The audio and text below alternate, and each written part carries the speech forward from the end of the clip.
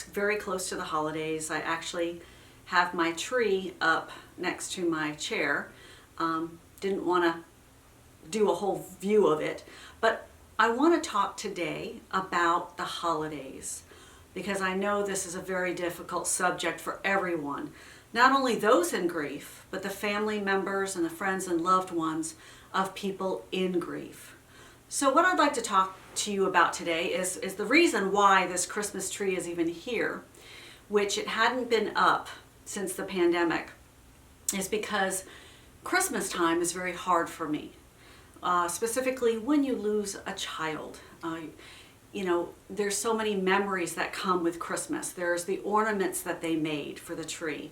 There's just so many things that their favorite Christmas decorations. So that is difficult. And I know what my issues are. So I know what I can do and what I can't do. And everybody's situation is different. So please understand this.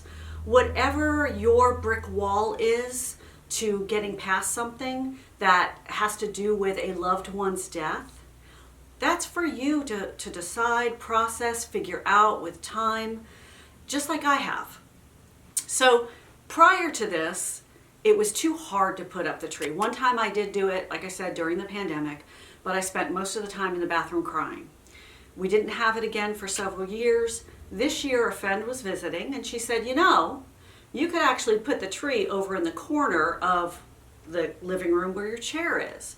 And I thought to myself, that would completely change the location, which then it's not where he always was. It was not where he opened up his Christmas gift. It is not where his ornaments were on his tree. So I went out and I bought new ornaments and I have been at peace with it. We put it up. I have been fine. I am excited about having my grandchildren here this year. I'm excited about my new little grandson because, as you know, I've lost my daughter-in-law, and I'm excited about him seeing this Christmas tree this year. So I now have processed a lot so that I can look forward to those moments and making memories with those that are still here. We also have issues during this time when it comes to, and I see this a lot on social media, of having trouble with having lost someone, whether it's, again, grief is so huge and it's so different for every single one of us, right? Like each one of us will see it completely different.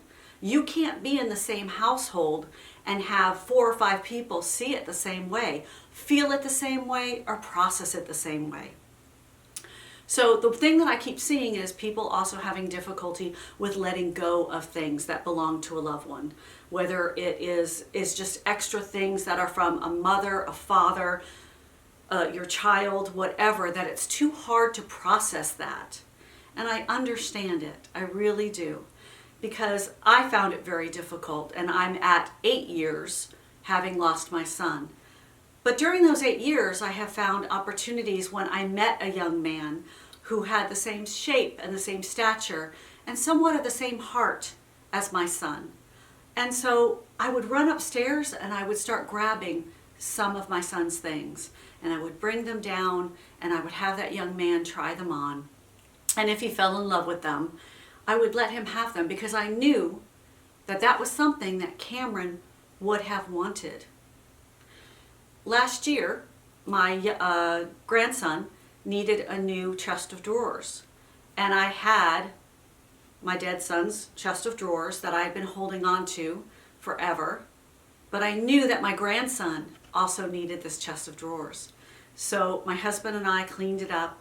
My husband fixed it, and we gave it to my oldest son so he could give it to his oldest son.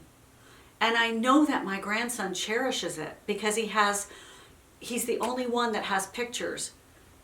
After he was born, my youngest son held him and took care of him, and we have all these pictures of his Uncle Puppy holding him, because that's what we called my youngest son. He loved the name Uncle Puppy, so we did that.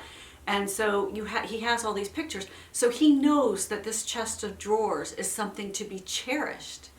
And I love that as a young little boy, he grasps how important this chest of drawers are. So maybe sometimes we can do things with those items that belong to the people that we loved. And it's very hard to get rid of them. But maybe if we also know that they are being rehomed or re-given to people that will also love and appreciate them, and that we also know that the people that we lost would want that to actually happen. That would be something in their personality that they probably would have done themselves. And so therefore, we're just carrying on that process for them. Their book is closed. They're not continuing on. But we can create chapters in our lives and the lives of other people that will then go on and say, you know what? I got this chest of drawers from my Uncle Puppy. Or you know what? I got this piece of equipment from my Uncle Joe, or whatever. That we are handing down things to other people that may or may not be related to us, but will also understand the significance of what it took for us to do that. And this is just, again, another perception that I just want you to look at. It's not about you immediately going and implementing it and then having a regret because you gave something cherished away. I don't want you to do that. It's just for you to start looking at what that would look like in your life. How would you be able to do that with something small? What would that feel like when you see the look on someone else's face to receive that item? Is that not what those people who have left us want us to do, but to carry on the love? I hope this has helped, and I truly hope that you make tomorrow a better day.